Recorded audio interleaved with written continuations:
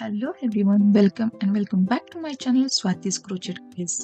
आज के वीडियो में मैं आपके साथ शेयर कर रही हूँ क्रोशेट के लिए मेरे पास कितना मटेरियल है, कितना सामान है और कितने हुक्स है। जो कुछ भी मैंने प्रोडक्ट अब तक खरीदी किए हैं क्रोशेट के लिए वो मैं आपके साथ शेयर करूँगी। और ऐसा नहीं है कि मैंने सभी एट ए टाइम खरीदी किया है, मैंने थोड़ा थोड़ा करके खरीदी किया हुआ है। तो सबसे पहले स्टार्ट करते हैं हुक्स से। एक्चुअली ये इसका बॉक्स नहीं है, मेरा वो जो बॉक्स था बहुत चीप क्वालिटी का प्लास्टिक का डब्बा था जिसका लॉक टूट गया था और बहुत दिनों से मैं प्रॉपर एक बॉक्स ढूंढ रही थी। तो कुछ दिनों के बाद ये पैटर्न तब नया नया आया था मार्केट में और तब मैंने लिया था इसको। इस बॉक्स को लेके भी बहुत साल हो गए, मुझे याद तक नहीं है मैंने कब लिया था करके। तो इसको हम बाद में देखेंगे। सबसे पहले यहाँ पे सभी हुक्स हैं। मैंने एक प्रॉपर ऐसा सेट मिलता है ना अमेज़ॉन पे, तो वो लिया था। मेरे पास कोई ऐसा फैंसी ये नहीं है, हुक्स नहीं है, लेकिन प्लान कर रही हूँ कि मैं वुडन हुक्स ले लूँ। बहुत ही प्रीमियम लुक आता है, रॉयल लुक आता है, बहुत पसंद है मुझे। तो लेना चाहती हूँ। आपका सपोर्ट रहेगा, सब्सक्राइब करोगे, व्यूज़ आएंगे, थोड़ा बहुत इनकम स्टार्ट हो जाएगा तो ले लूँगी। तो सबसे पहले ये पेन मैंने रखा हुआ है, खाली पेन है। क्यों बताती हूँ, क्योंकि जब भी मैं साड़ी को कुचू यानी टेसल्स का वर्क करती हूँ तो ये हुक ना कभी कभी पकड़ने के लिए बहुत पतला रहता है, तो यहाँ पे और यहाँ पे पेन होने लगता है। तो इसका मैं क्या करती हूँ, इसको इस तरीके से निकालती हूँ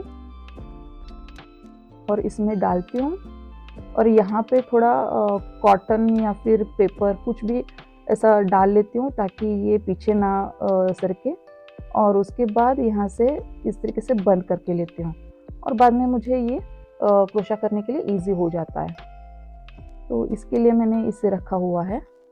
मैं कई बार इसको यूज़ भी कर चुकी हूँ। और बहुत सारे हुक्स हैं मेरे पास। ये 24 नंबर का है, 0.4 mm का। एक्चुअली इस पेन में मैंने ये वाला हुक डाला हुआ था। नहीं, ये वाला नहीं, रुको एक मिनट, कहाँ गया यार, मेरे पास इतने हैं।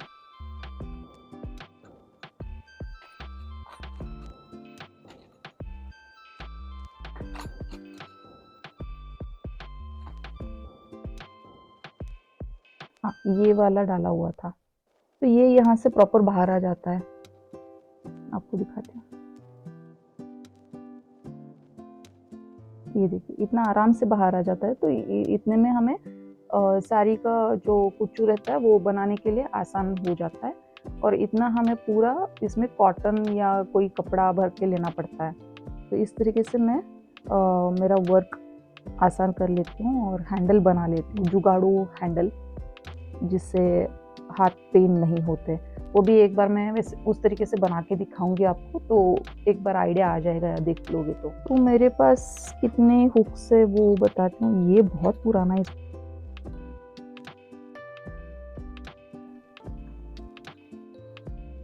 तो मेरे पास इतने सारे हुक्स हैं। ये आपने अमेज़ॉन पे, फ्लिपकार्ट पे कई बार देखा रहेगा। तो जी हाँ, वही वाला सेट है जो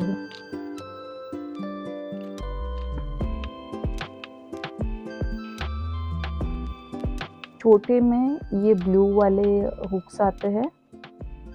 1 2 3 4 5 6 7 8 हुक्स है और ये वाले 7 हुक्स है। शायद मेरे ख्याल से एक गुम हो गया है, मुझे नहीं पता है, याद नहीं है मुझे, लेकिन लग रहा है कि एक गुम हुआ रहेगा।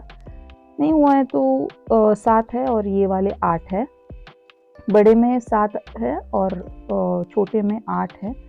इसका सबसे छोटा हुक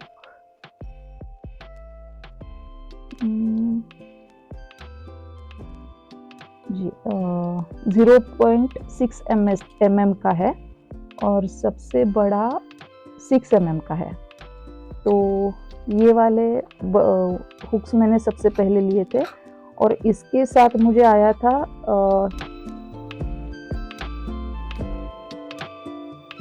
ये कुछ स्टिच मार्कर्स भी है जो मैंने यहाँ पे लगा के रखे हैं ताकि यहाँ वहाँ गुम ना हो जाए। इस तरीके से मैंने लगा के रखे हैं और निकालने में भी मुझे आसानी हो जाती है। ये वाले कुछ, ये पूरा पैक में ही आ जाता है, तो ये वाले हैं। और फिर बाद में ये भी नीडल मैंने सेपरेट लिया था, ये आपको बाद में दिखा देती हूँ, मैंने इसे रखा है। इसके साथ और एक बड़ा वाला था, शायद वो भी कहाँ पर मैंने गुम कर दिया है, याद नहीं आ रहा मुझे, शायद किसी प्रोजेक्ट के साथ रखा होगा मैंने। इसमें और एक बड़ा साइज आता है और ये छोटा वाला है, और ये एक आता है, इसका मुझे अब तक कभी भी इस्तेमाल नहीं हुआ है। एक्चुअली ये मतलब हम नीडल यूज़ करते हैं ना, तो ऐसा पुश करने के लिए प्रोजेक्ट हार्ड रहता है, तभी नीडल से हमको सिलाई करने के लिए तकलीफ होती है, तभी सुई उंगली में ना घुसे इसके लिए ये हमको पहन के पुश करेंगे ना, तो हमें यहाँ पे क्या बोलते हैं, लगता नहीं है सुई, या फिर हमारे हाथों में घुसती नहीं है, इसके लिए इसका इस्तेमाल होता है। और कुछ ये वाले नीडल्स है,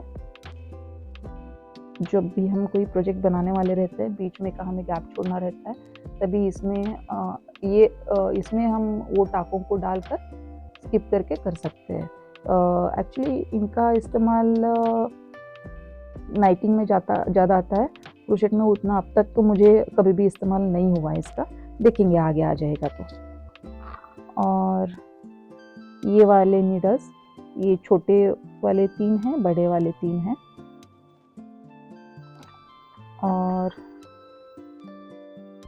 ये एक्चुअली इसका इस्तेमाल क्या होता है बताती हूँ।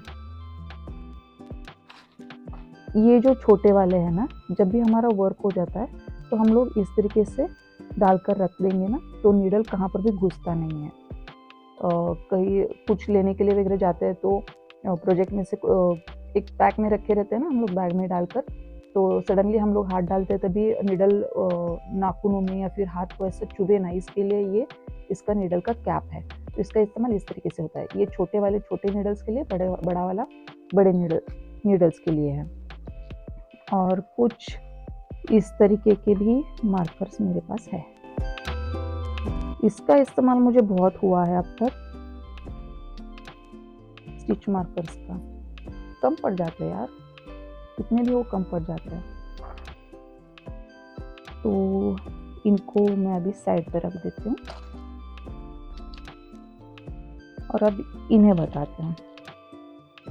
इन सबको मैंने क्रोशा साड़ी कुच्चू बनाने के लिए जब मैं लेती थी तब मैंने लिया हुआ था। कई बार मिलता नहीं था लास्ट मोमेंट में, तो या फिर मैं आउट ऑफ स्टेशन रहती थी तभी कुछ बनाना रहता था, तो तब उस मार्केट में से, मतलब वहाँ के लोकल मार्केट में से जाकर लेके आई हूँ। इसलिए मेरे पास कुछ नीडल्स ना सेम नंबर के 2-2, 3-3 हुए हैं। अभी 10 नंबर के मेरे पास 2 है, 12 नंबर के एक ही है, 12 नंबर का एक ही है, 10 नंबर के 3 है देखो, और 12 नंबर का एक है, 14 नंबर का एक है, 20, और ये टूलिप का 0.4 mm का एक है। और ये वाला जो है आरी वर्क करने के लिए इस्तेमाल होता है, इसका यूज़ आरी वर्क के लिए इस्तेमाल होता है। मैंने एक बार कोशिश की थी, बहुत बकवास हुआ था यार, सच में कैसे बनाते क्या मालूम, बहुत पेशेंस का काम है, मेरे हाथ से नहीं हुआ था। एक बार कोशिश ज़रूर करूँगी फिर से, तो इसके लिए यूज़ होता ही है। और अभी रिसेंटली मैंने ये सीज़र मंगाया है, बहुत ही खूबसूरत दिखता है यार, ये कितना खूबसूरत है, तो मुझे बहुत पसंद आया था। मेरे पास सीज़र कुछ अच्छा नहीं था, प्लास्टिक वाला था सादा सा, तो आपको मेरा वीडियो अच्छा दिखना चाहिए, इसके लिए मैंने खरीदी किया है, मेरा काम चल रहा था वैसे भी, तो ये हाँ बहुत खूबसूरत दिख रहा है इसका, और अभी रिसेंटली परचेस किया है मैंने। ये वाले नीडल्स मैंने लिया था, तो इसका फ़ायदा क्या है, ये 2 साइज़ में मिलता है, एक 3 mm का और एक 4 mm का कोनी का है। तो इसका यूज़ क्या होता है, तो हम लोग यहाँ से क्रोशा भी कर सकते हैं, क्रोशा कर सकते हैं। और यहाँ पे नीडल को जो आई रहता है ना, उस तरीके का है। इसमें से हम लोग उलन डाल के यानी यार्न डालकर हम जिस तरीके से वर्क करते जाते हैं उस तरीके से हम सीव भी कर सकते हैं, सीविंग भी कर सकते हैं। तो ये मैंने 2 लिए थे, कुछ नया दिख रहा था। कुछ प्रोजेक्ट आते हैं ना कि हम लोग इतना इसमें टाँके डाल के फिर से उनको एक बार टाँके डालते हैं, एक बार बनाते आते हैं। जिस तरीके से जैसे कि स्कार्फ बनाते हैं या फिर ईयर कैप बनाते हैं, तो उस टाइम पे यूज़ आता है, बहुत ईज़ी पड़ जाता है, एक ही इसमें बन के रेडी होता है। इसके भी बहुत सारे पैटर्न्स बनाने के लिए आता है, मैं आपको आगे आने वाले प्रोजेक्ट्स में दिखाती हूँ। फिर बाद में मैंने मंगाए थे ये वाले, आपको जो गंदे दिख रहे हैं प्लास्टिक में। और एक मेरे पास बड़ा सा बॉक्स है जो अभी मैंने क्रोशेट हुक रखा हुआ दिखाया था, उस तरीके का बड़ा है। लेकिन अभी तक उस बॉक्स में मैंने कुछ नहीं रखा है। वो बॉक्स खास करके इन हुक्स के लिए मैंने रखे, क्योंकि इन हुक्स के लिए मेरे पास एक आइडिया है, मैंने कुछ सोचा है जिससे मैं आपके साथ शेयर करने वाली हूँ। इनको नहीं, मैं नहीं बताऊँगी, आप जब प्रोजेक्ट बनेगा तब आपके साथ शेयर करूँगी ना, तब आपको पता चल जाएगा। तो ये खास करके वो प्रोजेक्ट बनाने के लिए मैंने मंगाए हैं सभी नीडल्स। तो वो जब प्रोजेक्ट बनेगा तब उसमें इस्तेमाल होंगे। और मुझे पक्का पता है कि खूबसूरत तो दिखेंगे, नहीं दिखे तो भी क्या है, कंफर्टेबल बना दूँगी मैं खुद के प्रोजेक्ट्स कंप्लीट करने के लिए। तो ये सबसे छोटा वाला है 2 mm का और सबसे बड़ा वाला है 8 mm का। टोटल 12 हुक्स है इसमें। तो ये भी मैंने अमेज़न से मंगाया था। और ये कुछ छोटी-छोटी आँखें हैं, कुछ प्रोजेक्ट बनाने के लिए मैंने ली हुई थी।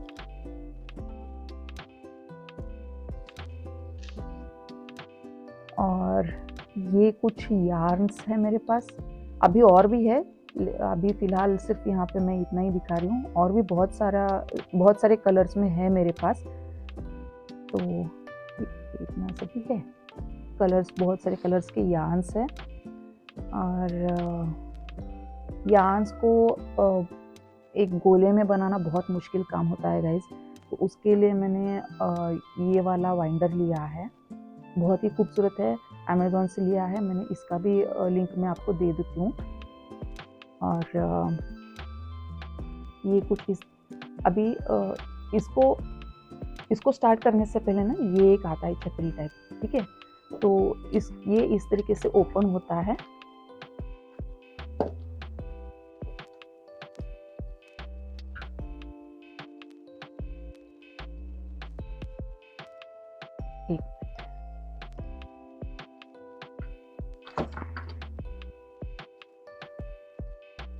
तो ये कुछ इस तरीके से दिखता है।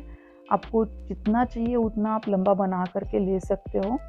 और ये मोस्टली इतना ही होता है, पूरा जब ऐसा पूरा ओपन ही वूलन मिलता है हमारे यहाँ पे, और बहुत सारी जगह पे ऐसे ही मिलता है। तो इसको इस तरीके यहाँ से ओपन करके यहाँ से साइड से लगाना है। मेरे पास अभी कोई वूलन ऐसा बचा नहीं है कि मैं आपको डेमो दे सकूँ। तो साइड से उसका नॉट निकाल कर ना, जो राउंड ऐसा रहता है ना, तो यहाँ से हमें उसको लपेटना है। और उसमें सा एक धागा, एक एंड जो है, उसको हमें वो वाइंडर के साथ अटैच करना है। वो बताती हूँ कैसे करना है। तो ये कुछ इस तरीके से दिखता है।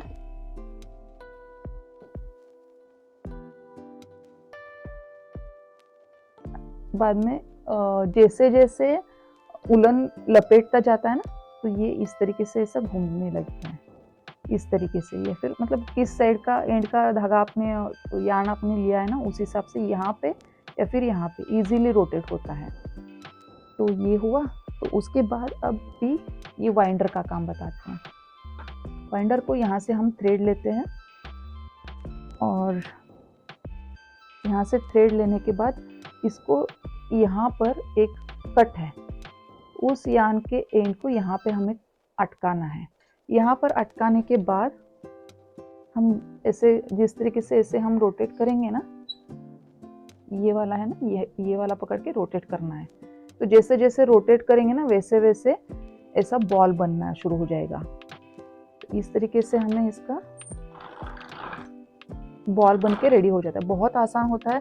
मुझे एक ऊन का गोला बनाने के लिए, हाथ से जब मैं बनाती थी तभी बनाने के लिए मुझे आधा घंटा लग जाता था। इसमें टाइम लगा के मेरा मैक्स टू मैक्स 5 मिनट में बन के रेडी हो जाता है।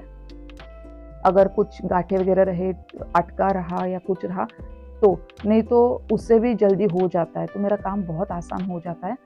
और जी हाँ, मेरे पास अभी इतना सामान है और देखेंगे आगे जाके और भी ले सकती हूँ। जैसे जैसे लेती जाऊँगी मैं आपके साथ शेयर करूँगी। तो मिलते हैं अगले वीडियो में और तब तक के लिए हैप्पी कुकिंग। अगर आपको मेरा वीडियो पसंद आया हो तो मेरे चैनल को सब्सक्राइब कीजिए और फ्रेंड्स फैमिली के साथ शेयर कीजिए, लाइक कीजिए मेरे वीडियो को और कमेंट ज़रूर करना। तो मिलते हैं अगले वीडियो में, तब तक के लिए हैप्पी कुकिंग।